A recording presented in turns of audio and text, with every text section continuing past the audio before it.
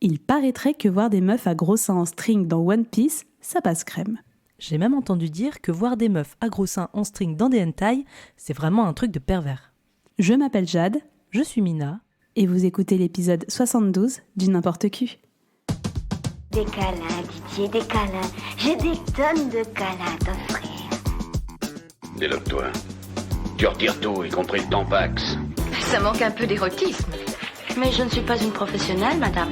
Je fais ça pour développer ma personnalité. Vous savez, je les connais, les filles de votre genre. Oh, ben c'est joli ce que vous me faites voir là. Si on faisait une petite partouze. Oh, moi plus de toi, j'ai jamais essayé. Pour cet épisode, on se replonge dans l'univers merveilleux des hentai, ces mangas à caractère hautement pornographique. Après un premier épisode sur le sujet, on vous propose 3 nouveaux hentai à mettre tout en haut de votre bibliothèque, bien cachés des regards indiscrets.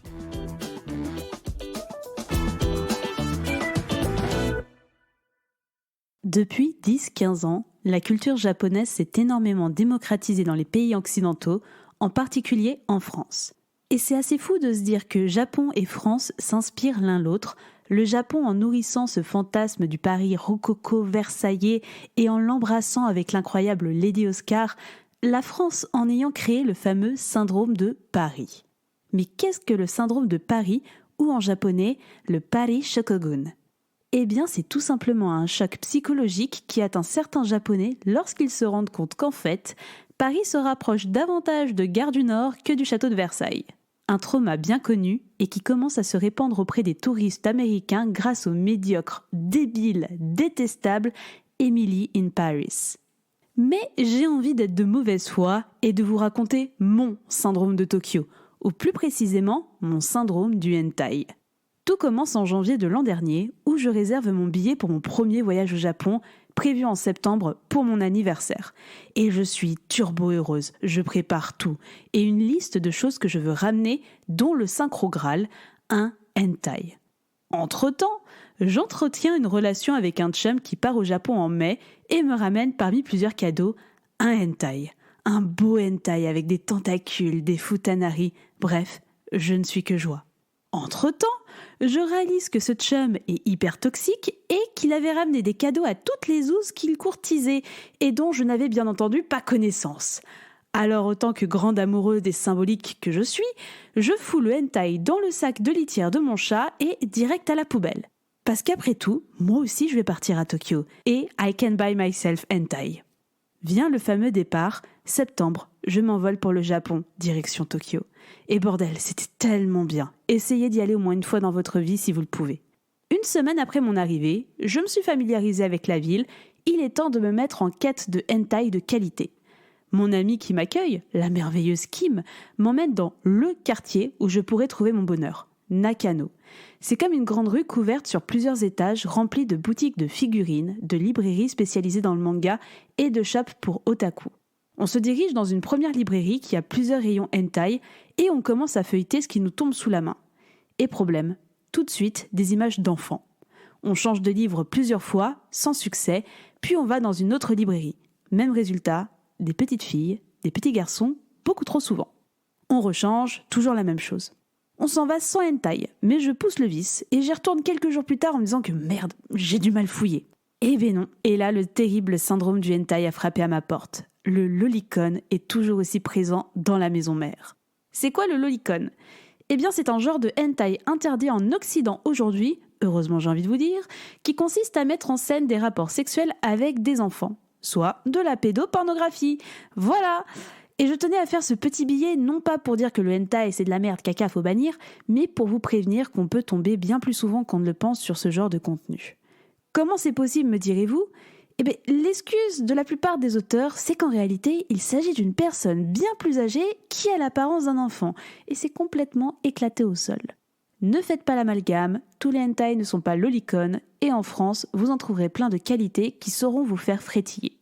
Je suis donc rentrée sans hentai, mais avec 8 kilos de yukata et kimono dans mes valises, des artbooks, des chapeaux et une multitude de figurines. Comme quoi, le syndrome du hentai est parfaitement compensable avec une addiction au shopping. Dieu merci. Tandis que les Japonais, eux, resteront traumas des Parisiens blasés, de la saleté des rues de la capitale et du métro qui pue la pisse. En même temps, fallait pas inventer le lolicon. reproche à Akira le trop grande violence dans les dessins, dans l'histoire. On va parler aujourd'hui d'un phénomène qui prend de plus en plus d'ampleur. C'est la bande dessinée japonaise qu'on appelle les mangas. Voilà. Moi, ça me fait peur. Je vous le dis tout de suite, ça me fait très peur. Ah, oui, oui. Bon. J'aime beaucoup le moment où moi ça me fait peur. Et en fait, cette peur, c'est la peur de l'inconnu. Voilà, il y a quelque chose qui arrive avec des codes qu'on ne comprend absolument pas. Et ça fait peur. Mais il y a quand même ce point commun dans la plupart des bandes dessinées japonaises qui est la violence. C'est peut-être d'ailleurs culturel pour eux, non ? Une véritable usine d'images, vite dessinée, vite lue, de la BD jetable à un prix dérisoire. Sur du papier recyclé, dans un format poche, elle touche les jeunes en mal d'humour corrosif, de sexe ou de violence. Bon, c'est un peu pervers, quoi. Des visages très enfants avec des corps de femmes. Ouais. Mais ceci dit, c'est un choix, quoi. Il y avait vraiment ce côté, c'est une culture contemporaine étrangère qui vient d'un pays dont on ne connaît rien. Tout ça fait peur, donc il faut qu'on dise que ça fait peur afin de diaboliser ça. Et c'est une chasse aux sorcières, et c'est un réflexe humain qu'on a eu depuis des années et des années. Et les médias se sont jetés à pieds joints dans cette mare, quoi. Avant de se lancer dans nos lectures, Mina, est-ce que depuis l'année dernière, parce que notre dernier épisode sur les hentai remonte à l'année dernière, tu as acheté des hentai, tu as continué de lire et de consommer du hentai ? Oui, j'ai continué parce que avec toi précisément, on allait à la Musardine pour faire un nouveau stock en fait de hentai, donc j'ai un petit peu consommé, pas énormément. Et vraiment, j'ai plus consommé là par rapport à la sélection qu'on a fait et on n'a pas mis tous les hentai qu'on a lus depuis le premier épisode, on les a pas tous mis là, mais j'ai beaucoup lu du coup pour préparer cette émission. Et en fait, à chaque fois que j'en relis, ça me redonne envie d'en lire encore plus. C'est-à-dire que j'en ai lu un petit peu ponctuellement depuis la première émission, mais pas assez à mon goût finalement. Je trouve que ça mériterait que j'en achète encore plus. Mais le budget et la place n'est pas illimité malheureusement. Et toi, est-ce que tu as continué d'en lire après la première émission ? Je n'ai jamais arrêté depuis mes 16 ans. Ça date pas de la dernière émission. Non, moi j'ai continué comme toi la Musardine. Je ne repars jamais de la Musardine sans acheter un petit manga. Donc pour rappel, juste parce que peut-être qu'il y a des personnes qui ne sont pas de Paris, qui nous écoutent.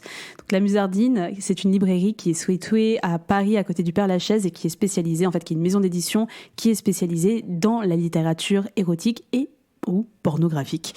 Donc c'est vrai qu'ils ont un endroit physique où c'est très très pratique pour faire nos stocks parce que les mangas, si j'ai vu que maintenant on peut trouver des hentai sur la Fnac ou sur Amazon, ce genre de choses, je vois que maintenant quand même ces collections qui sont mises en avant par la Musardine commencent à être trouvables de plus en plus sur des grandes surfaces, en tout cas sur les sites internet, mais c'est vraiment l'endroit où si vous voulez vous fournir en hentai, voir une grande sélection sur des choses qui sont très safe, c'est-à-dire pas de lolicon, c'est-à-dire de la littérature avec des mineurs, etc., vous êtes plutôt bien tombé. Donc si vous êtes sur Paris, encore une fois, on vous recommande de vous rendre à la Musardine pour faire votre petite template de hentai. Et peut-être qu'on rappelle également, peut-être que vous n'avez pas écouté notre premier épisode sur les hentai et que vous n'avez aucune fiche idée de ce que c'est. Donc Mina, qu'est-ce que c'est le hentai ? Eh bien, les hentai, ça va être des mangas. Donc les mangas, je pense que vous savez ce que c'est. Ce sont des BD japonaises.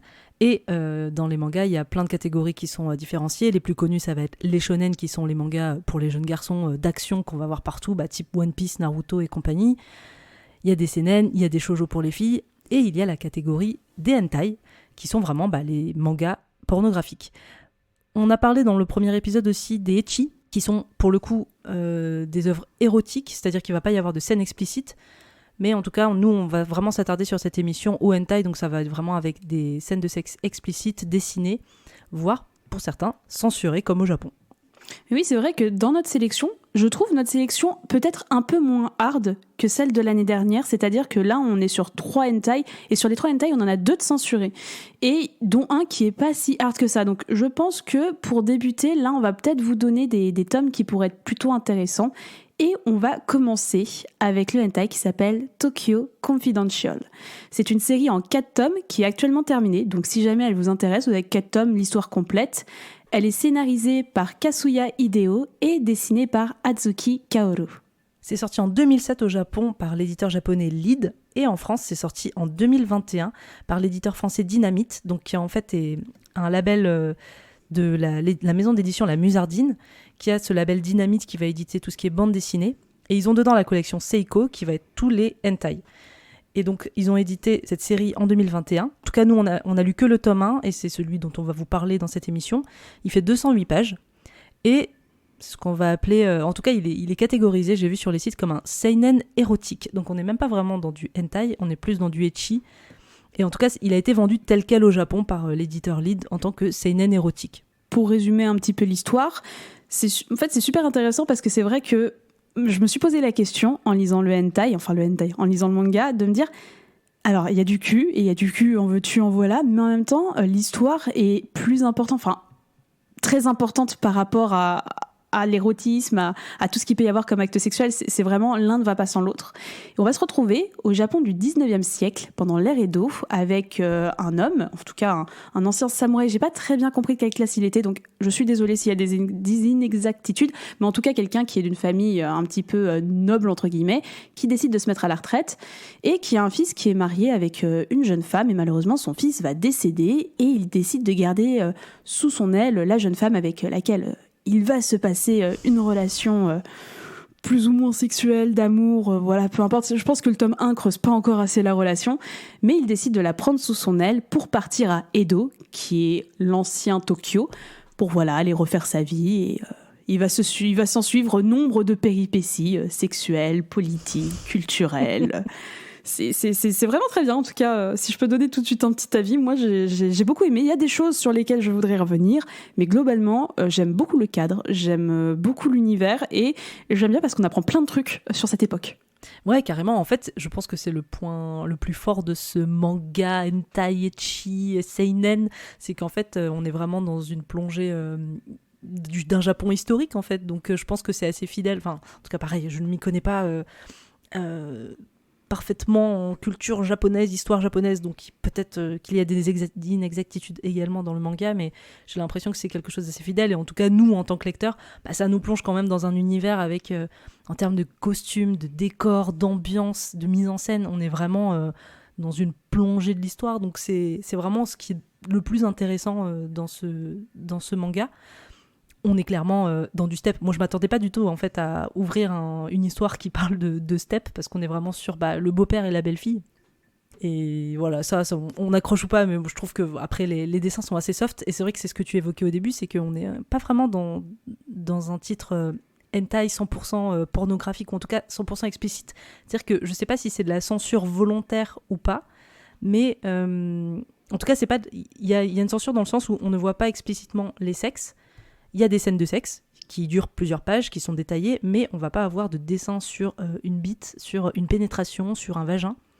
Et en fait, c'est pas une censure dans le sens où il va y avoir des traits comme à la japonaise sur les bites, mais ça va être soit l'angle de dessin fait qu'en fait la jambe cache la pénétration, ou que ça va être des fois un peu illuminé tout en blanc, donc en fait c'est pas dessiné avec précision le vagin. Mais du coup, ça permet d'être finalement quand même un titre assez facile à aborder et pas trop agressif au premier regard. Ouais, je suis totalement d'accord avec ça. Et il y a vraiment un choix, comme tu dis, dans le cadre. Et sinon, c'est blanchi, en fait. Vous avez 3 types de censure dans le hentai animé. Vous avez la barre noire, la fameuse, qu'on va voir incessamment sous peu. Vous avez le pixel. Le pixel, c'est plutôt pour l'animation, parce que pixeliser du hentai, tout de suite, ça devient un peu chum. Moi, quand j'en lis, je n'aime pas du tout. Et vous avez la technique du blanchiment, où en gros, ça va être juste blanc. Il va pas y avoir de traits particuliers sur le pénis, sur le vagin. Et je trouve que c'est la technique la moins agressive quand on est lecteur et qui passe le mieux. C'est la technique qu'on avait, par exemple, dans Step Up Love Story. Oui, mais en fait, disons que c'est une censure qui est faite par l'auteur lui-même. C'est-à-dire que c'est lui qui décide de faire des angles tels quels et des éclairages qui font qu'on voit pas par rapport à des traits qui sont rajoutés en fait par l'éditeur lui-même. Donc du coup, ça s'accorde mieux avec l'histoire. Du coup, ça a plus de sens, c'est plus joli à regarder que des vieux traits noirs qui sont comme ça posés sur des bits pour faire genre c'est censuré, regardez pas.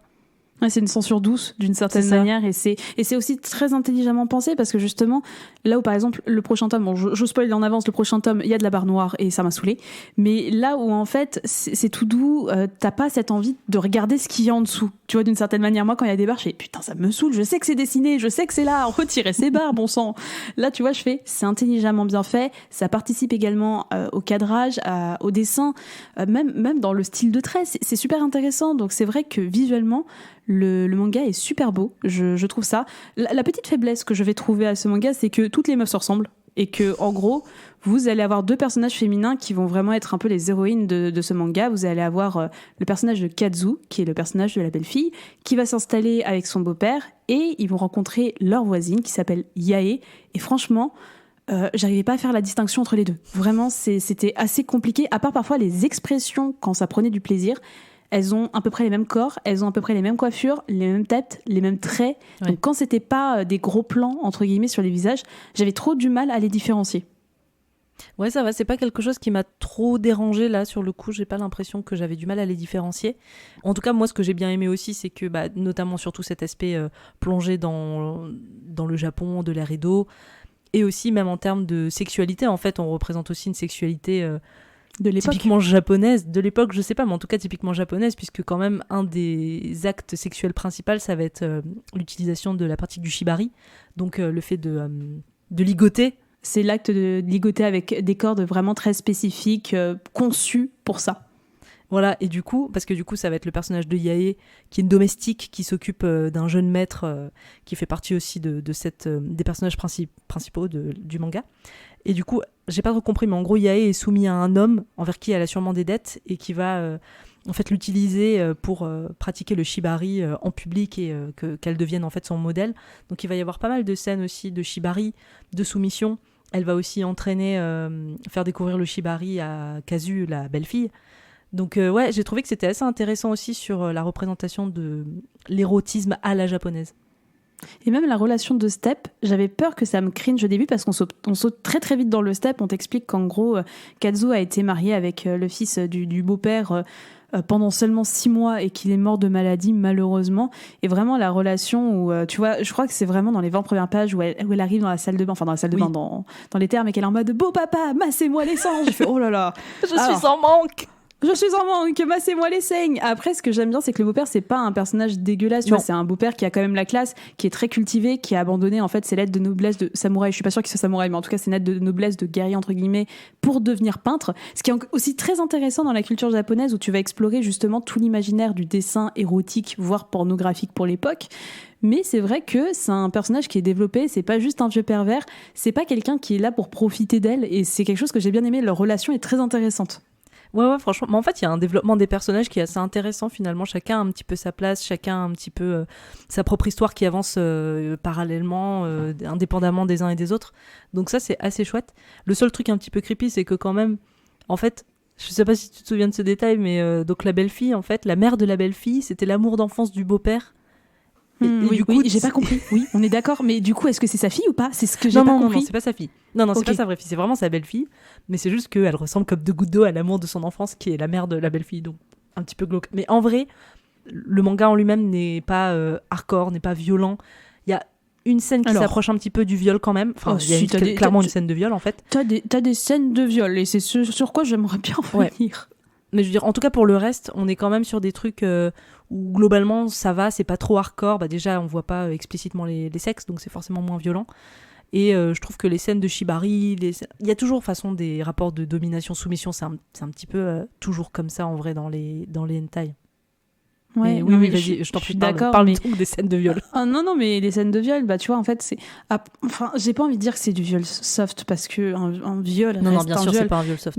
Mais c'est vrai que dans la narration, en fait, c'est Kazu qui va être victime de ses actes à chaque fois, et en fait, ils défendent ça dans la narration en mode oh, dis non, mais regarde comme elle est excitée. Tu sais, c'est un peu ce double discours. Je suis non, stop avec ça.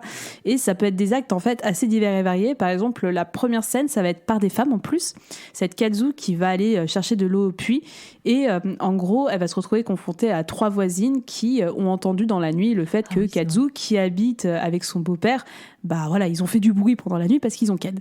Et en gros, elles sont en mode non, là c'est la honte de faire ça, on va te punir. Et en gros, elle la déshabille en exposant son vagin et en lui disant on va te mettre un gland dans la techa pour te punir, etc.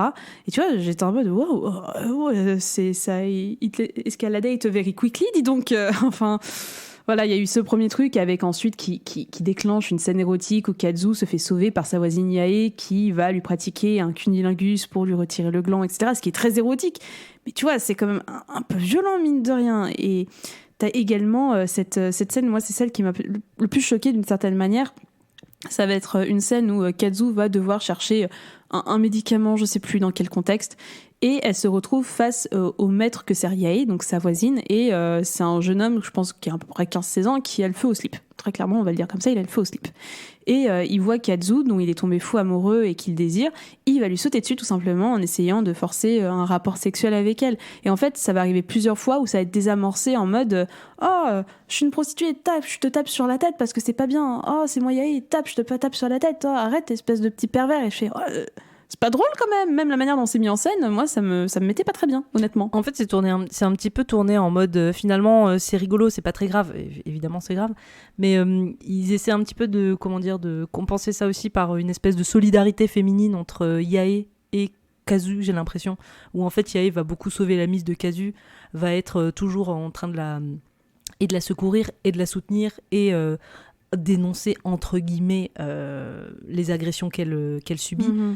Même si au final c'est tourné quand même, enfin c'est quand même dessiné de manière érotique et à exciter le lecteur, donc évidemment ça c'est le côté un petit peu plus problématique, mais j'ai l'impression qu'ils essaient un petit peu à chaque fois de désamorcer ça, soit avec de l'humour, soit avec une pseudo solidarité féminine. Ouais, mais ça reste quand même problématique, tu vois. C'est la première tentative de rapport sexuel ou de viol, on va l'appeler un peu viol, par le petit voisin. C'est vraiment c'est désamorcé en mode oh, il lui a refilé des morpions. Et oh là là. Ouais. Je sais même pas. Je me suis posé la question, est-ce que les morpions existaient à cette époque-là ? Sans doute. Peut-être. Je pense. Non, mais de toute manière, moi c'est une vraie question. Est-ce que alors il y a énormément de mangas de hentai qui sortent, donc évidemment il y a des trucs sans violence, mais en vrai. La quasi-majorité, en tout cas quasiment tout ce que j'ai lu, il y a forcément des violences qui sont dessinées de manière érotique. Bien sûr. Franchement, très peu de fois, j'ai lu un truc en me disant « Putain, tout était safe et sain, tu vois ». Ouais, mais dans un sens comme dans l'autre, parce que bon, on parle pas que des femmes, hein. Souvent aussi, ça va tomber sur des hommes qui se font un peu forcer la main. Donc, c'est vrai qu'il y a toujours cette notion, on va pas parler forcément de viol, mais de soumission. Entre guillemets, comme tu dis, qui est toujours plus ou moins présente, pas dans tous les hentai, mais dans beaucoup de hentai. Et c'est vrai que je trouve ça trop dommage parce que j'ai vraiment beaucoup aimé ce premier tome et je pense que je vais aller acheter la suite parce que j'ai trop envie de savoir. Enfin, j'avais un peu feuilleté les autres tomes et vraiment, ça commence, il y a des scènes d'action et tout ça, il y a des complots, il y a des trucs de mafia, ça a l'air vraiment bien, l'histoire est vraiment cool. Donc je pense que je vais acheter la suite, mais j'espère qu'il y aura un petit peu moins de ces scènes de viol un peu désamorcées. Je préférerais un truc vraiment, entre guillemets, une vraie agression où quelqu'un se fait sauver, plutôt qu'un truc qui a destination d'un peu exciter les gens. Tu vois ce que je veux dire ? Ouais, bien sûr. Mais sinon, enfin, je recommande quand même, enfin, d'une certaine manière, sachez où vous mettez les pieds, c'est pour ça qu'on vous explique un petit peu ce qu'il y a dans les hentai, mais de manière générale, c'est vraiment une toute petite minorité, et le manga reste hyper bien. Enfin, moi, je trouve que c'est un bon hentai et cheap, peu importe comment vous voulez le catégoriser, mais moi, je trouve que d'un point de vue narratif, c'est bon. Le trait, le dessin est super joli. D'ailleurs, l'auteur a sorti un autre hentai qui s'appelle Pleasure Island, en tout cas le dessinateur, qui a l'air vraiment très très bien dans la même lignée également, qui se place d'un point de vue aussi historique, qui a l'air très bien. Je pense que je vais l'acheter aussi. Donc ouais, je trouve que c'est une belle découverte quand même. Moi, j'étais contente de le lire. Ouais, belle découverte aussi de mon côté, et je trouve que c'est un manga qui est assez élégant déjà dans le sujet, enfin dans le sujet, dans le côté historique qu'il aborde. Je trouve que c'est assez élégant, et le côté aussi un petit peu censuré, finalement, ça lui donne un aspect un petit peu chic, un petit peu classe, qui est pas déplaisant franchement pour un manga où il y a pas du liquide qui explose de partout, tu vois. C'est un petit peu plus élégant, plus raffiné, et je trouve que c'est un bon premier truc si on veut se lancer dans le manga, si on arrive à passer outre les scènes qu'on vient de détailler qui sont un peu plus problématiques.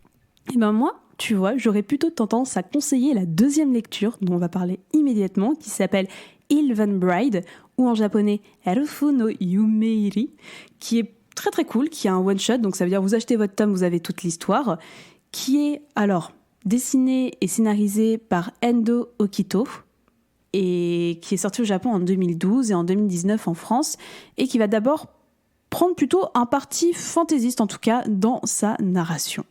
Pour revenir un petit peu sur l'édition japonaise, en fait, c'est l'auteur qui publiait les chapitres un petit peu par-ci par-là dans des magazines. Et donc ça, c'est à partir de 2012. Mais en tout cas, c'est à partir de 2016 qu'il y a eu une compilation qui a été éditée au Japon par l'éditeur GOT. Et en France, du coup, en 2019, on a pu avoir cette édition Deluxe, en plus avec une couverture rigide magnifique chez Hot Manga.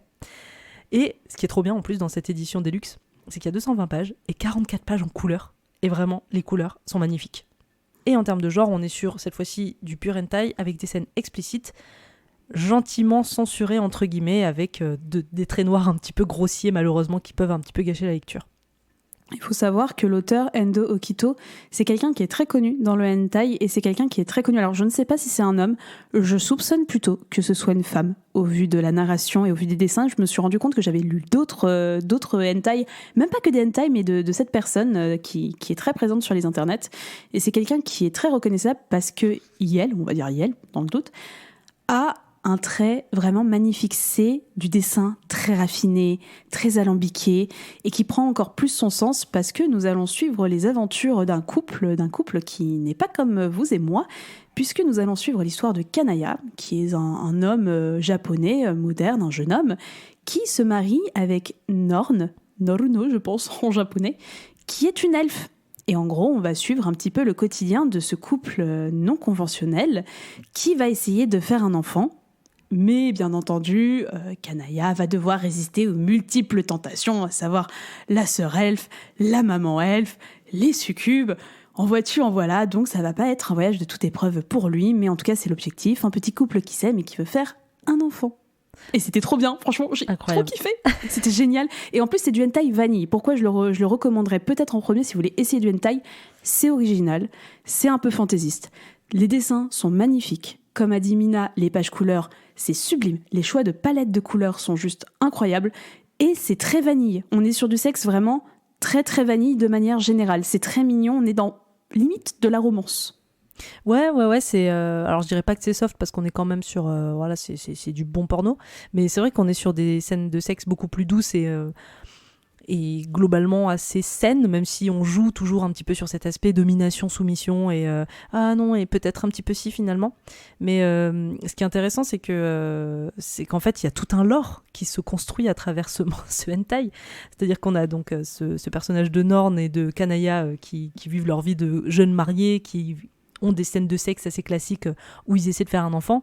Mais en plus de tout ça, en fait, on va avoir des chapitres où on va nous présenter la mère, où on va nous présenter une succube qui va vouloir séduire Kanaya et qui va arriver à ses fins, et où on va vraiment jouer avec tout l'aspect, en fait tout ce qu'on a construit aujourd'hui autour de ces personnages fantastiques, féeriques, de la succube qui va un petit peu contrôler l'esprit de Kanaya, qui va plus réussir à se contrôler alors que lui il a envie de rester fidèle à sa femme, mais en même temps c'est trop bon de faire l'amour avec cette succube. Donc c'est... Enfin franchement le gros plus de ce hentai c'est tout ce qui développe autour des univers. Enfin je sais que toi et moi, Jade, on aime bien les trucs qui sortent un petit peu de la réalité, on aime bien les trucs qui proposent de la fiction, vraiment du fantastique, de l'imaginaire. Et en fait, là, on est enfin plein dedans, quoi, avec des elfes, c'est trop bien. Et notamment une scène de sexe avec la mère, parce que la mère, c'est un peu une déglingo qui débarque dans le pays, qui débarque au Japon pour retrouver sa fille, et qui, en fait, va se retrouver arrêtée à l'aéroport parce que elle a des armes, parce qu'en fait ce qu'on découvre aussi c'est qu'il y a tout un passé par rapport à Norn qui en fait était une mercenaire dans son pays d'avant, et du coup la mère aussi c'était une mercenaire, donc elle débarque à Tokyo avec plein d'épées, donc elle se fait arrêter par la douane, et en fait elle va utiliser de sa magie pour faire que les deux douaniers vont faire l'amour ensemble, et elle va inverser leur sexe, c'est-à-dire que la douanière va avoir un énorme pénis, donc on va commencer à jouer sur du futanari. Et franchement c'était trop bien, moi j'avais jamais vu de futanari en hentai, et enfin j'avais vu que en animation quoi. Donc ça aborde vraiment plein de sexualités différentes, j'irai peut-être pas jusque là, mais en tout cas ça aborde quand même plein de sujets fantastiques assez intéressants, ça développe un univers, et c'est le gros plus de ce manga quoi.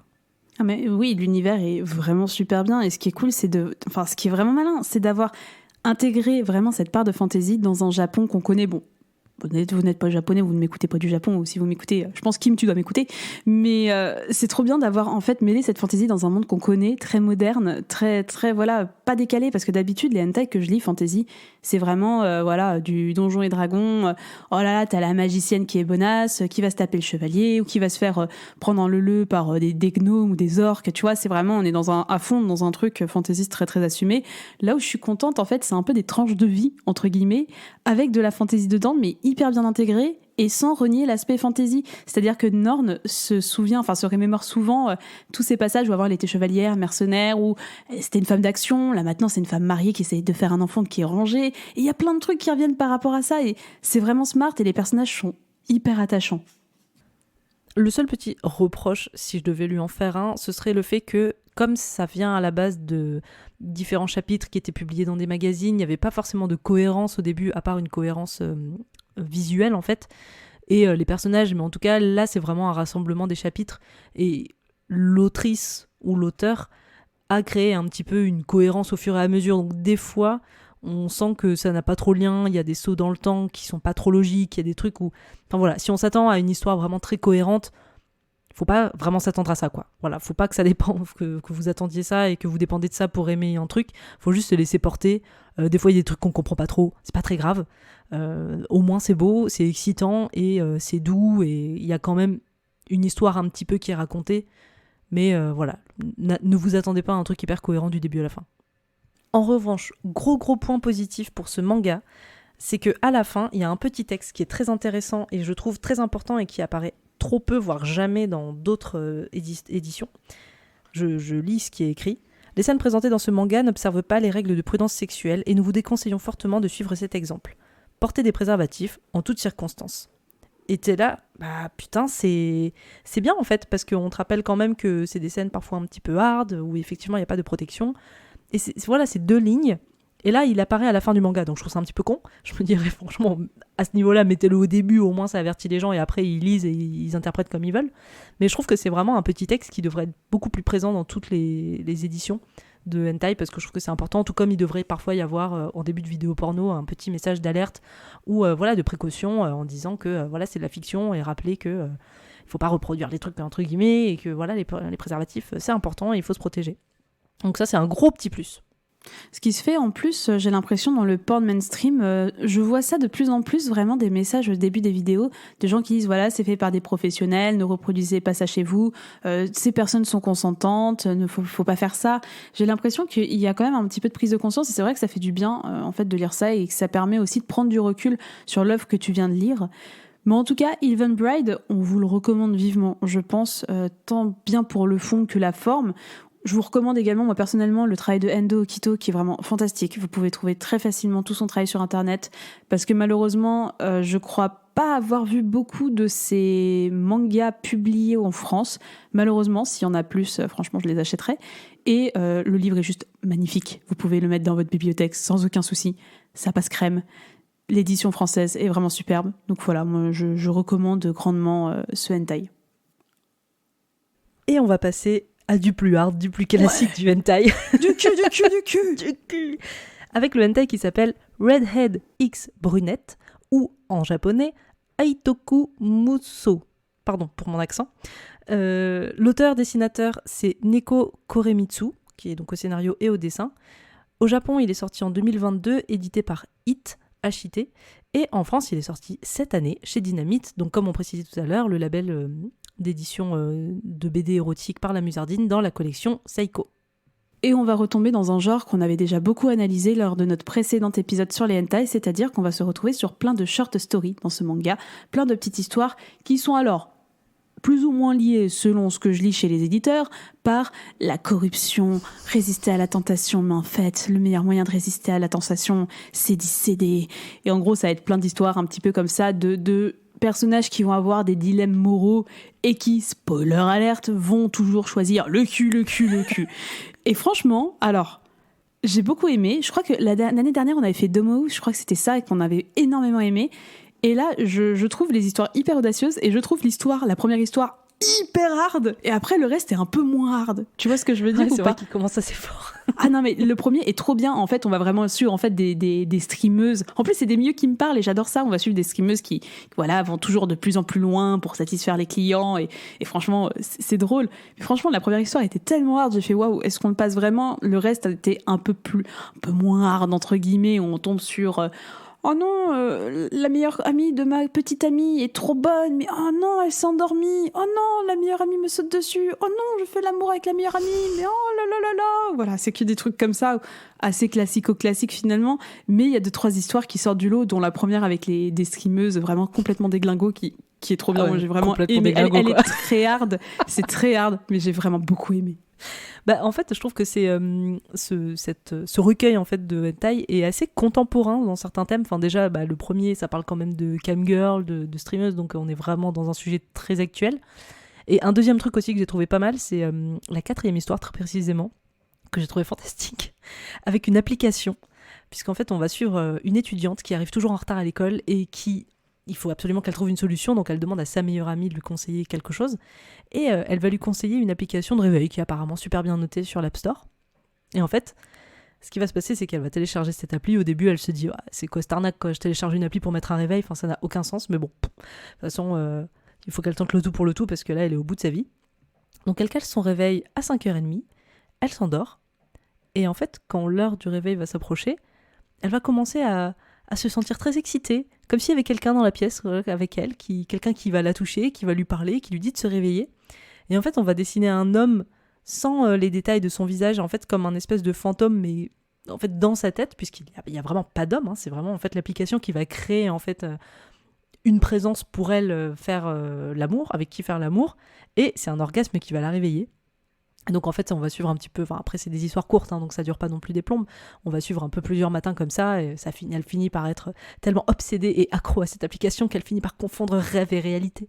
Mais en tout cas j'ai trouvé que c'était assez cool d'intégrer un truc un peu contemporain avec un téléphone, et du fantastique aussi un petit peu, parce qu'on est sur un truc, un espèce de fantôme. Et c'est pareil, il y a une deuxième histoire où c'est une histoire de fantôme, mais dans des objets pour adultes. Enfin, c'est genre un mec qui se branle tout le temps, et en fait au Japon, il y a ce qu'on appelle des tsukunogami, qui est un esprit qui se crée au bout d'un moment, parce que les objets absorbent l'énergie des gens et finissent par prendre vie, deviennent un esprit à part entière. Donc là, c'est son sextoy en fait qui devient un esprit à part entière. L'esprit, évidemment, c'est une meuf méga bonne, hein, on va pas se mentir. Bien entendu. Mais j'ai trouvé que c'était assez cool de... Enfin, j'ai trouvé que... C'est vrai que cette histoire de dilemme, je sais pas si c'est vraiment ce qui réunit toutes les nouvelles, mais en tout cas le côté contemporain, il est assez présent dans toutes les nouvelles, et c'est assez agréable. Et si vous vous demandez pourquoi le titre Redhead X Brunette, c'est juste parce que, et c'est la dernière histoire, ça m'a saoulée, j'ai fait mais mettez là au moins pour la première histoire, qu'on comprenne de quoi ça parle. En gros, c'est juste un gars, je crois que c'était ce que je disais justement, le gars qui sort avec, soit l'une soit l'autre, soit avec la rousse, mais elle est trop bonne, mais elle a des petits seins, soit avec la meilleure amie qui est brune, mais putain, elle a des gros seins, et j'ai trop envie de ken avec elle. Voilà, c'est vraiment du classico-classique de l'infidélité. Voilà, juste le titre, c'est pour une petite histoire courte comme ça, et c'est pas la plus mémorable du lot, je trouve. Je suis plus sur l'histoire du réveil qui m'a beaucoup plu comme toi. Et sinon, sur le dessin de manière générale, le dessin est classico-classique pour du hentai, c'est vraiment parfaitement ce qu'on a l'habitude de voir. Je l'ai pas trouvé transcendant, tu vois, il a pas une patte comme les deux autres, c'est vraiment ce que vous allez voir de manière générale. C'est pas forcément le dessin qui m'attire le plus, mais franchement il fait le taf.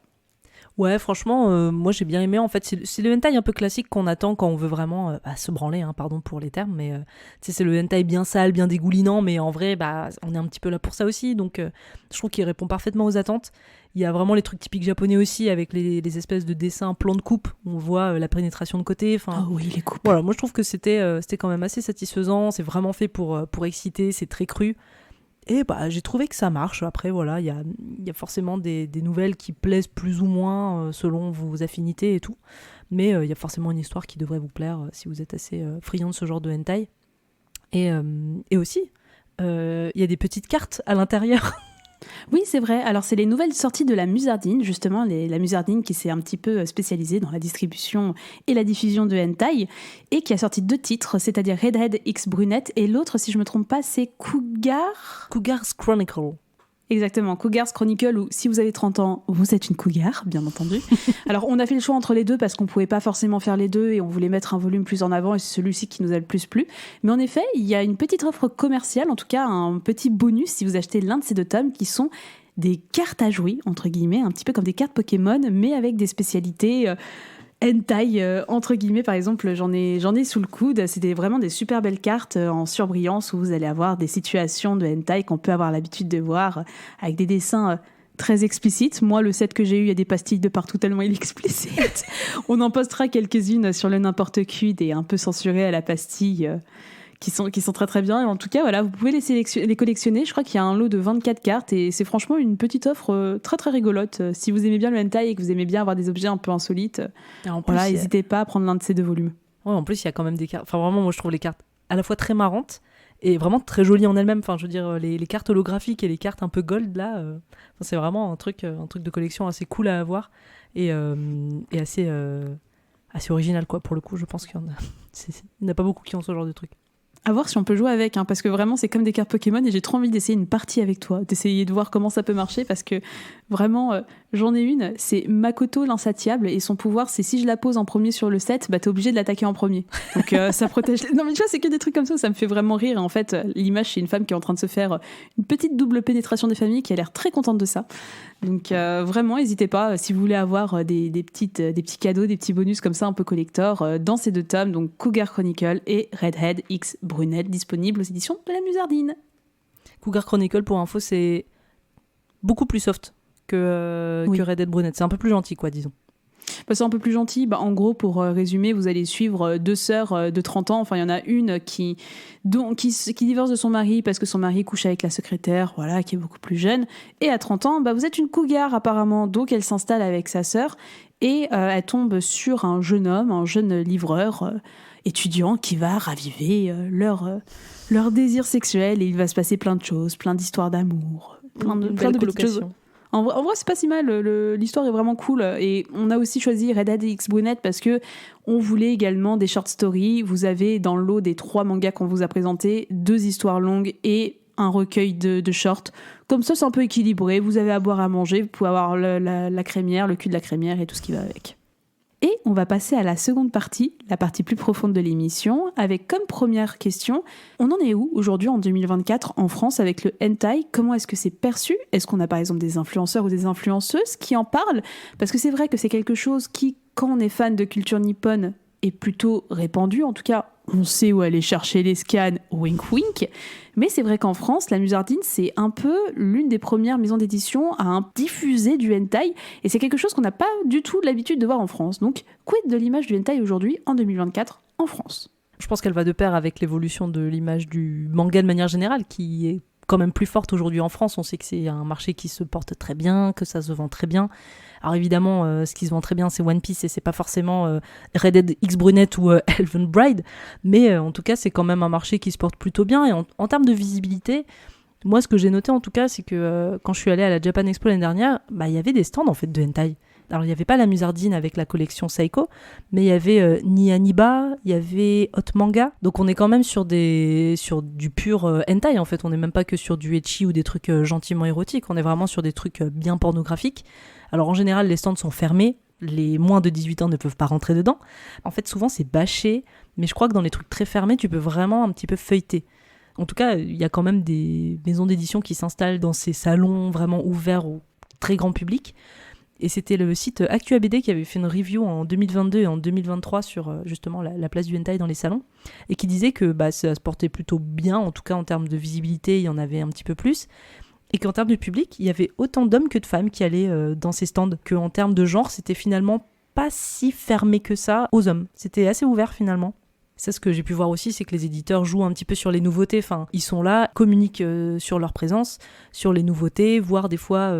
ils profitent du salon pour se dire on va lancer la réédition d'un manga d'un hentai qui était en pénurie depuis plusieurs années à ce moment-là pour marquer le coup, quoi. Donc il y a vraiment une stratégie qui est derrière. Des fois ils ajoutent des goodies aussi pour l'achat de je sais pas combien de hentai. Enfin, en tout cas le hentai est là et j'ai l'impression qu'il de plus en plus il prend une place visible et on le voit, quoi.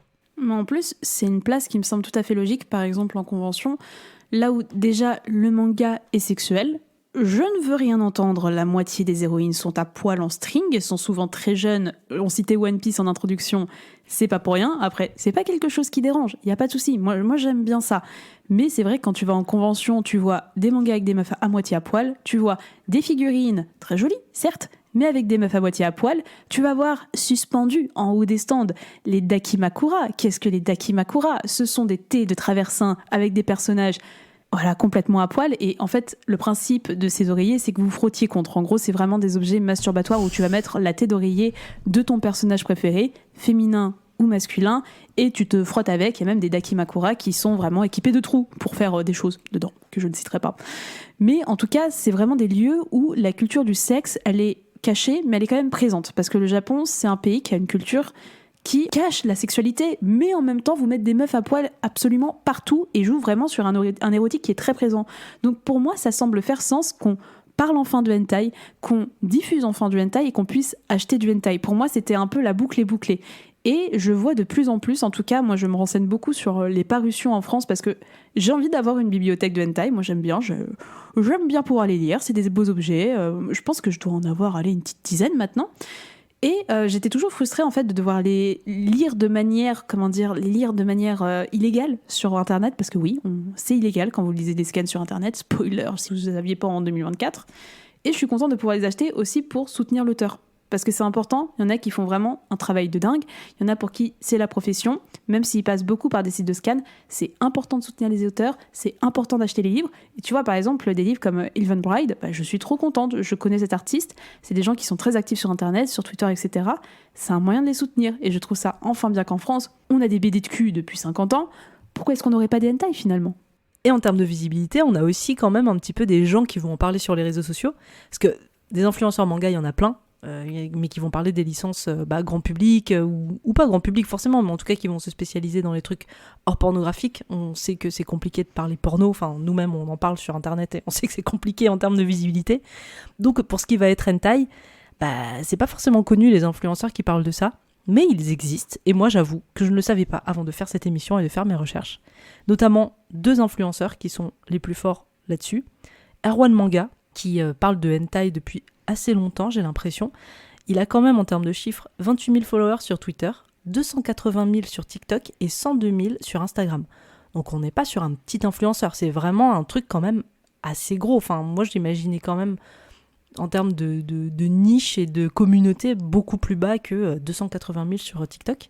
Et donc en fait, il va faire juste des reviews de hentai en vidéo. Alors évidemment, la difficulté, c'est que on parle de hentai, mais on peut pas montrer des choses parce que les applications telles qu'elles sont construites font qu'elles censurent absolument tout ce qui est sexuel. Ça va être compliqué en termes de montrer des images, mais ils arrivent à en parler et ils arrivent à avoir des gens, à faire des recommandations. Les gens sont à l'écoute, ils sont en demande aussi de conseils. Donc en vrai, je trouve que c'est trop bien de voir un peu émerger des influenceurs de ce genre-là, de cette catégorie-là. Et même pour moi, en fait, des fois, je me dis en vrai...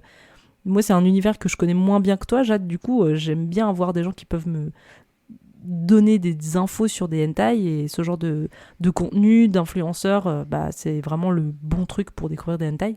Et la deuxième influenceuse, c'est Akuma Cat, qui, de toute façon, est très pote avec Erwan Manga. Et c'est pareil, elle est influenceuse sur Twitter et TikTok. Elle est un peu plus basse en termes d'influence et de followers, mais elle fait des reviews de plein de hentai. Et pareil, elle doit forcément faire attention. Des fois, ça me fait rire parce que sur des TikTok, elle monte la couverture, mais elle pose stratégiquement ses doigts pour que ça passe et qu'on voit pas les seins ou le sexe. Voire des fois, elle monte juste le dos ou la tranche parce qu'en fait, elle peut vraiment rien cacher tellement c'est trop explicite partout. Et même de manière générale, on a des streamers aussi qui sont assez connus. C'est toi qui m'avais fait découvrir ça, Mina, c'est Jill, la streameuse Jill, qui parle beaucoup de manga également, et qui place de temps en temps, dès qu'elle peut, en fait, les quelques tomes de sa bibliothèque hentai. Si vous la connaissez pas, c'est une super streameuse qui est également la compagne du youtubeur Louis San, qui est spécialisé dans le Japon. Et justement, je trouve ça assez cool que des influenceurs qui ne parlent pas que de hentai, mais qui parlent de manga, n'excluent pas les hentai et en parlent parce que pour moi, ça fait vraiment partie de tout un pan de la culture japonaise, surtout dans le manga, où encore une fois, tout est sexuel et tout est érotique, la plupart du temps. En tout cas, on vous encourage à un petit peu suivre ces différentes personnes qu'on vous a citées si jamais ça vous intéresse et que notre avis, en tout cas les lectures qu'on vous fait, parce que pour le moment on a recommandé que 6 tomes, ne vous suffisent pas. Ça peut être une bonne manière de vous orienter. Mais c'est cool qu'on ouvre la parole, même si ça reste bridé et même si je pense qu'aujourd'hui, un influenceur ou une influenceuse hentai, c'est impossible. Je ne vois pas comment c'est possible, c'est trop compliqué à l'heure actuelle. En tout cas, on a déjà Erwan Manga et Akuma Cat qui sont un peu influenceurs hentai, mais ils sont pas nombreux. Et juste pour revenir sur Jill, je sais plus si elle fait des reviews ou si elle en parle autant, mais je sais qu'elle a fait une vidéo où elle a présenté toute sa mangatech et elle a évoqué, c'était un instant assez court, elle est pas rentrée dans le détail, mais elle a évoqué qu'elle avait une partie de sa bibliothèque dédiée au hentai. Et c'est con, mais en fait, déjà juste le dire et assumer le truc et dire ouais, écoutez, moi aussi je lis des trucs comme ça. Rien que ça, en fait, avec un public qui est plus large, qui est pas de niche, je trouve que c'est déjà une belle avancée de se dire, ouais, en fait, faut pas avoir honte de lire des choses de cul. Pourquoi ce serait honteux, alors que comme tu dis, dans One Piece, il y a aussi des meufs à poil. Enfin, là, on rentre dans le vrai à poil, ça peut être kiffant, ça peut être cool, et autant se faire plaisir et ne pas en avoir honte. Donc déjà, juste l'assumer, je trouve que c'est déjà un step important. Et tu vois, moi je m'étais posé aussi la question, comme je commence à avoir un bon pan de mes étagères qui commencent à contenir du hentai, donc c'est-à-dire tu vois des gros boobs sur la tranche, tu ne peux pas les louper, ce n'est pas possible. Mais tu vois, au début je me disais, je vais les mettre un peu dans un coin, comme ça, si quelqu'un passe. Maintenant j'en ai plus rien à foutre, je suis en mode... Je suis même fière de les avoir, je suis même fière, et parfois, il y a mes potes, quand ils regardent ma bibliothèque, ils prennent, et on se pose et on regarde. Il n'y a pas de souci. Et parfois, j'ai des bonnes surprises. Par exemple, mon copain, à un moment, il regarde un petit peu, il me dit, j'ai des tomes d'un mangaka qui s'appelle Shindle. On a hésité à le faire pour l'émission, mais peut-être qu'on le gardera pour plus tard. Mais en tout cas, c'est un auteur de hentai qui est extrêmement connu. Je pense que c'est l'un des plus connus à l'international. Et tu sais, il regarde un peu, il me dit, t'as Shindle. Je dis, mais attends, tu connais? Il me parle de ça. Et je fais, c'est génial. Et parfois, tu te rends compte que la culture des uns est parfois plus proche de la nôtre qu'on ne le pense. Voilà, c'est tout ce que je dis. Mais qu'en tout cas, les hentai, il ne faut pas en avoir honte. C'est aussi des objets artistiques. Moi, je trouve que c'est quand même un savoir-faire de dessiner les corps comme ça, parce que la plupart du temps, l'anatomie, elle est vraiment hyper intéressante. Comment tu vas dessiner des fluides, comment tu vas dessiner des courbes, comment tu vas dessiner différents types de corps, des interactions avec quelqu'un. Je trouve qu'il faut quand même avoir un sacré niveau en hentai pour faire du bon hentai, et qu'il faut reconnaître ça aussi comme un élément artistique à part entière. En tout cas, moi, c'est l'une des raisons pour lesquelles je lis du hentai aussi. C'est parce que artistiquement, je trouve ça dingue, et c'est trop bien de voir des corps comme ça, des corps qu'on verra jamais comme ça ailleurs que dans le hentai. Et c'est trop bien d'avoir une bibliothèque. Donc n'ayez pas honte, sortez vos hentai et n'hésitez pas à dire que vous aimez ça. Peut-être pas à mamie et à vos collègues, mais en tout cas, n'ayez pas honte. C'est quand même cool le hentai. Justement, Jade, pour avoir une bibliothèque, comment est-ce qu'on choisit les hentai? Comment est-ce qu'on les achète? Où on les achète et comment on les choisit en fait? En fait, c'est compliqué parce que, comme on le disait, là on commence à avoir des influenceurs et des influenceuses qui en parlent, donc n'hésitez pas à suivre les noms qu'on a cités si jamais le sujet vous intéresse, comme ça vous permettra de découvrir différents hentai. Vous pouvez vous abonner au N'importe Q grâce à notre Insta @n'importe-q pour pouvoir avoir des bonnes recommandations, parce qu'on peut en faire aussi. Mais de manière générale, en fait, le hentai, c'est quelque chose qui est tellement nouveau. En fait, c'est nouveau et pas nouveau à la fois, mais en tout cas, ça commence un peu à se démocratiser aujourd'hui en 2024, que moi je conseille de manière générale, si vous vous intéressez, regardez le catalogue de la Musardine. Parce que l'un des problèmes que je rencontre dans le hentai quand j'en cherche de manière générale, ça va être de tomber sur ce qu'on appelle du lolicon. Le lolicon, en fait, c'est un sous-type, un sous-genre de hentai, comme par exemple vous avez le yaoi, qui sont des rapports entre hommes gays, le yuri, qui sont des rapports entre femmes gays, et vous allez avoir par exemple dans ces sous-tranches, il y a le shotacon et le lolicon, qui sont en gros un genre où vous allez avoir des adultes qui vont avoir des rapports sexuels avec des enfants. Et quand je dis des enfants, ça peut être des enfants de 5 ou 6 ans. Et ces enfants, on les dépeint comme des objets de fantasme, comme des enfants qui ont déjà un appétit sexuel à 5 ou 6 ans. Et c'est quelque chose de très problématique, et je m'en suis particulièrement rendu compte quand j'ai été au Japon en septembre dernier, à Tokyo. Pour la première fois de ma vie, j'étais très contente, et l'un de mes objectifs, c'était quoi? C'était de m'acheter du hentai. Parce que bon, quoi de mieux que le Japon, dans des bibliothèques qui sont remplies, mais quand je vous dis ça, même les rayons des Fnac, c'est rien, remplis de hentai pour me ramener un petit souvenir. Et je me souviens avoir un peu erré, je connaissais un peu mes classiques, mais tu vois, il y a tellement de trucs, vraiment, ça dégueulait des étagères. Je prends un premier hentai, enfant, je ferme, je passe à autre chose. Je prends un deuxième, enfant, je fais ok, je suis pas dans le bon rayon, je change de rayon, je prends un manga, des enfants, je ferme, je me dis ok, il y a un problème, je change de librairie, j'ouvre un manga dans une autre librairie, enfant, je referme, je fais ok, définitivement il y a un problème, et ce problème c'est le lolicon, et c'est très présent au Japon particulièrement, là où en France vous permettre de passer par la Musardine, vous allez avoir un tri. Vous n'allez pas vous retrouver avec du lolicon, du shotacon, et ça c'est hyper précieux. Mais c'est interdit, non, en France ? Ouais, c'est interdit. C'est interdit aux États-Unis et en France, mais c'est pas interdit au Japon. Et en fait, je pensais que ça avait été vraiment très, structuré et encadré au Japon. Eh bien, que nenni, je me fourvoyais. C'est très très présent. Et j'ai même été dans des sex shops au Japon où, en gros, vous pouvez avoir des sortes de fioles qui contiennent des odeurs de petits garçons, de petites filles. Bref, c'est dégueulasse. Je ne pousserai pas. Non, dans tous les cas, en fait, vu que c'est interdit en France, on est quand même serein. Quand on veut acheter un manga, un hentai en France, on est sûr de pas tomber sur des hentai de ce type-là. C'est ça, exactement. Donc c'est pour ça que c'est compliqué de trouver des éditeurs qui vont vraiment diffuser du hentai. Ceux qui font ça à grande échelle, c'est principalement la Musardine qui est revendeur de beaucoup d'éditions qui achètent les droits pour les vendre en France. Et je pense qu'encore une fois, c'est un challenge de faire ça parce que ça doit pas non plus se vendre des milliers et des cents, très clairement. Mais les droits coûtent extrêmement cher. Par exemple, on parlait avec l'éditrice de la Musardine qui nous parlait de potentiellement racheter les droits du manga ecchi Step Up Love Story. Donc si vous ne savez pas, il y a tout un épisode sur ce super manga qui existe. Mais c'est c'est une série qui est pas terminée, il y a une 50aine de tomes et acheter des droits de manga, on n'y pense pas, mais ça coûte la peau du cul. Donc c'est vrai que dirigez-vous vers le catalogue de diffusion de la Musardine, vous êtes sûr de tomber sur du contenu plutôt safe. Après, il y a toujours une petite part de viol, parfois qui peut ressortir, on préfère vous prévenir, mais au moins, vous n'allez pas tomber sur du contenu avec de la pédopornographie, et je trouve ça super important. Pour rester sur la Musardine, d'ailleurs, il y a aussi l'option, si vous êtes à Paris ou de passage à Paris, la librairie, parce qu'en vrai, je trouve que c'est quand même l'un des meilleurs endroits pour acheter du hentai. Typiquement, moi, j'ai jamais acheté de hentai en ligne. Je trouve que c'est hyper important de pouvoir feuilleter le livre. Alors c'est vrai qu'aujourd'hui, il commence à y avoir des trucs un petit peu érotico-porno, genre à la Fnac. Mais en fait, comme c'est du moins 18, et c'est un magasin qui est pas du tout dédié, uniquement dédié au moins 18, et ben du coup, à la Fnac, ça va être sous plastique. Donc aucun moyen de feuilleter le bouquin. En revanche, dans une librairie érotique, type la Musardine, ou en tout cas c'est là que j'ai toujours acheté mes hentai, et ben vous pouvez en fait feuilleter le hentai. Et moi, je trouve que c'est hyper important de savoir à quoi ressemble l'intérieur, le style du dessin, de voir en fait si en feuilletant 3-4 pages ça vous excite ou en tout cas ça répond à vos attentes, parce que le truc aussi que je trouve un petit peu pas très au point dans les hentai en France, c'est que je trouve les résumés en 4e de couve parfois assez mauvaises, et en tout cas je trouve qu'elles ne correspondent pas à ce qu'il y a à l'intérieur du hentai. Quand c'est des histoires complètes, c'est pas un problème parce que le résumé est fidèle au truc, mais quand c'est des recueils de nouvelles, souvent les résumés ils s'attardent sur une nouvelle et en fait il a du mal à te enfin je sais pas si toi ça t'est déjà arrivé, mais moi ça m'est arrivé très souvent d'avoir un résumé où j'étais là en mode oh c'est incroyable, et en fait il y a qu'une nouvelle qui correspond à ce style de résumé et le reste pas du tout, donc en fait le truc correspond pas trop à ce avec quoi t'as lu, donc c'est pour ça que je trouve ça cool d'aller directement en librairie pour pouvoir le feuilleter. Et sinon, toujours sur la Musardine, il y a pas que, mais c'est quand même eux qui ont une place très très importante et qui sont d'assez bons conseils en plus en termes de contenu érotique. C'est le site BD Adulte qui est tenu par la Musardine et qui en fait est dédié à tous les titres érotiques porno qui sortent en France, donc tout éditeur confondu pour le coup. On peut avoir du Nyodiba, du hot manga, il y a du hentai, mais il y a aussi de la BD.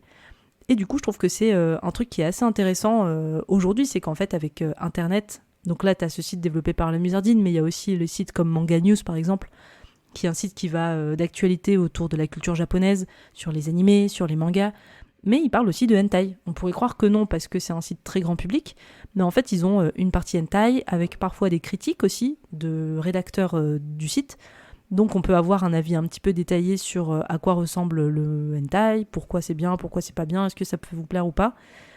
Et je trouve que du coup, en fait, t'as quand même plein de prescripteurs aujourd'hui, et grâce à Internet, en fait, t'as plein de sites, de communautés qui vont pouvoir un petit peu te guider dans tes choix pour faire ta petite sélection. En plus de tout à l'heure, tout ce qu'on a cité en termes, par exemple, d'influenceurs aussi qui commencent un petit peu à popper et à prendre la parole pour parler de hentai.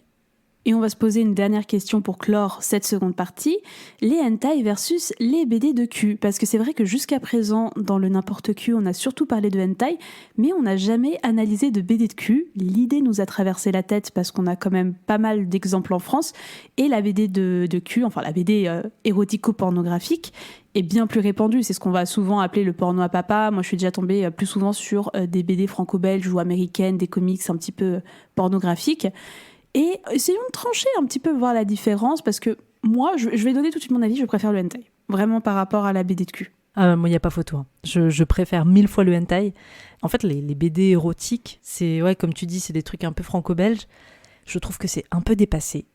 Et je trouve qu'il n'y a rien de moderne. Il y a des trucs modernes, évidemment, mais c'est pas ce qui se vend, et du coup, c'est pas ce qu'on voit sur les tables des libraires, ce qu'on va voir à la Fnac, quoi. On va nous vendre des trucs un petit peu vieillots. Et genre, je suis allée faire un tour des meilleures ventes BD érotiques à la Fnac pour voir un petit peu ce que c'était sur le site de la Fnac. Et en fait, les premières BD les plus vendues, genre le top 10 des BD érotiques vendues à la Fnac, en fait, c'est les BD d'auteurs italiens, mais un peu à l'ancienne, tu vois. C'est... J'ai noté Casotto, Milo Manara, Serpieri, et en fait, c'est des gars, ils ont tous autour de 80 ans, tu vois. C'est pas moche, c'est joli, mais c'est pas moderne du tout, et on voit que ça s'adresse à un public très masculin déjà, et très âgé. Et en France, c'est d'autant plus compliqué parce que, alors, je tiens quand même à le dire, on a des très bons auteurs de science-fiction érotique. Hugo Bienvenu, foncé, et surtout l'excellent Alexis Jarret, donc son pseudo sur Instagram c'est Janevski, qui a sorti la BD Sixella et qui sort plein d'autres BD. C'est des BD absolument fantastiques. Faut qu'on en parle de toute façon dans un épisode de n'importe cul. Oui. Il fait de l'érotique science-fiction absolument splendide, tant sur le fond que la forme. Bref, vous pouvez foncer si vous voulez deux auteurs franco-belges qui font en tout cas de très bonnes BD. Mais en France, on a aussi cette réputation de... Alors, il y a les éditions Glénat qui ont sorti une collection de BD érotiques qui a été lancée par la directrice de collection qui est Céline Tran, alias Katsuni, qui s'appelle Pop and Porn. C'était quoi exactement le nom ? Maintenant, elle a arrêté, mais j'ai oublié le nom. Ouais, Porn and Pop, je sais plus. Porn and Pop, bref. En tout cas, c'est une collection qui s'est arrêtée. Et qu'est-ce qu'ils ont choisi comme première BD pour lancer cette connexion ? Là, ils ont lancé Petit Paul de Bastien Vives, qui est une personne que je trouve hautement problématique. Donc c'est vrai que vous m'avez offert, toi et Amandine qui a fait l'épisode sur les sextoys, etc. Vous m'avez offert plusieurs BD de la collection et c'est vrai que je les trouve pas inintéressantes. Mais c'est vrai qu'il y a des choses qui m'ont beaucoup dérangée. Particulièrement, je me souviens que je crois que c'est Amandine qui m'a offert l'un des tomes qui parle justement, je crois que c'est Gaijin, le nom qui se passe dans la culture japonaise. Et justement, je vais faire un parallèle parfait avec ça, entre la BD Gaijin, qui se passe en fait vraiment au Japon, qui se veut un peu imprégné de culture japonaise, et le hentai.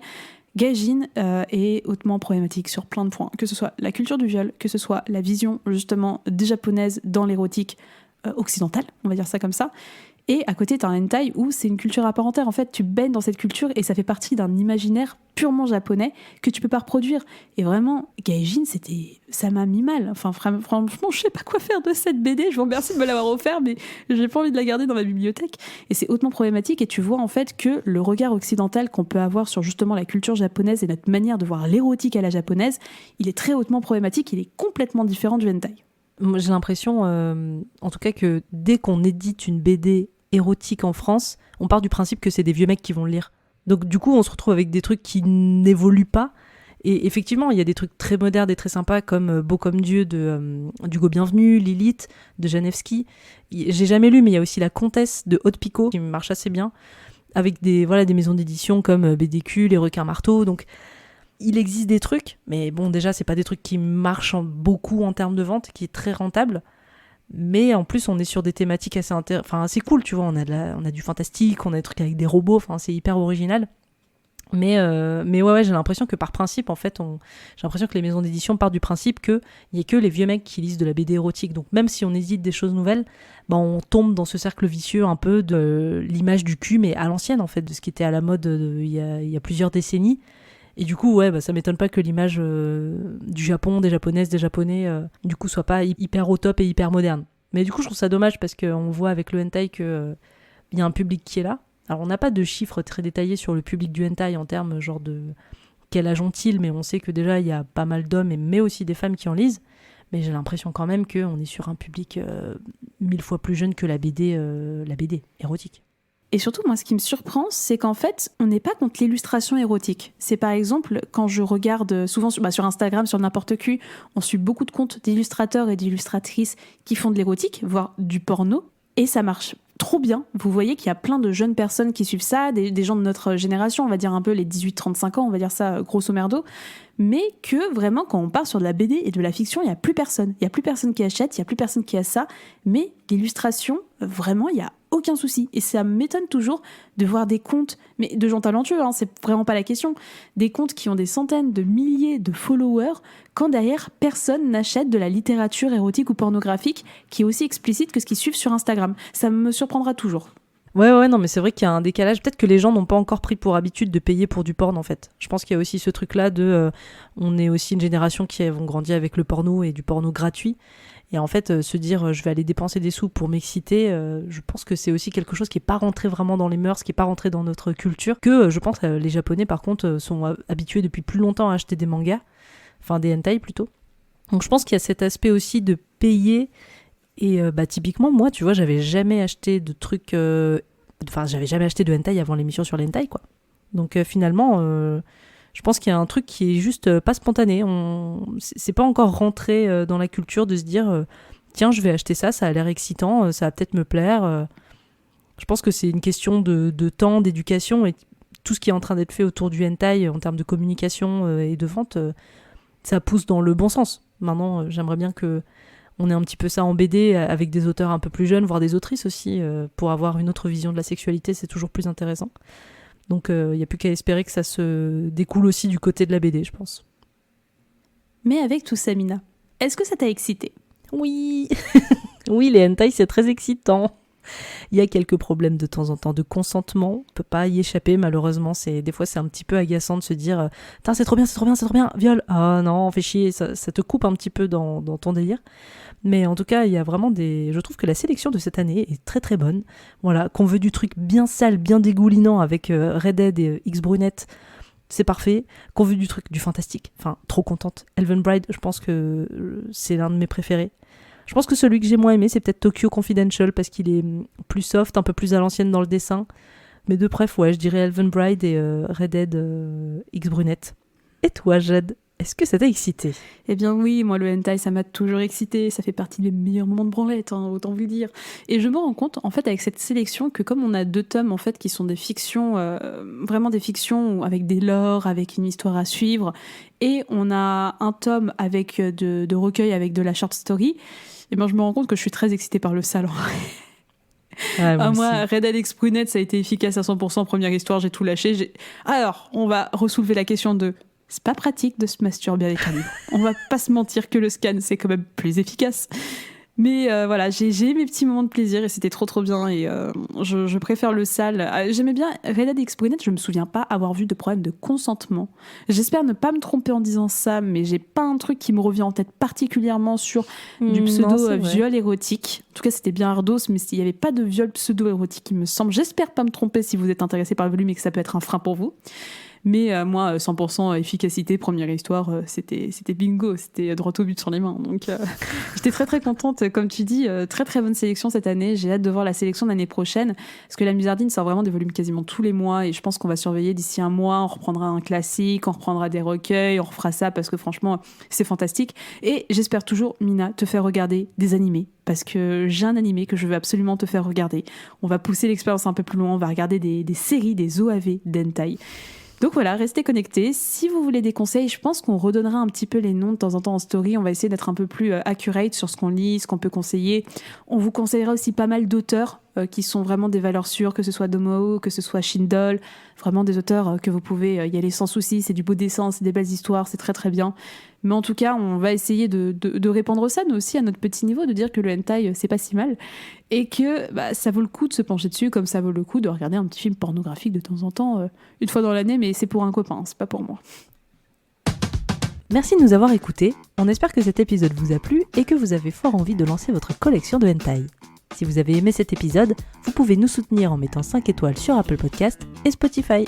Pour en savoir plus, vous trouverez toutes les références de l'émission dans la description de l'épisode.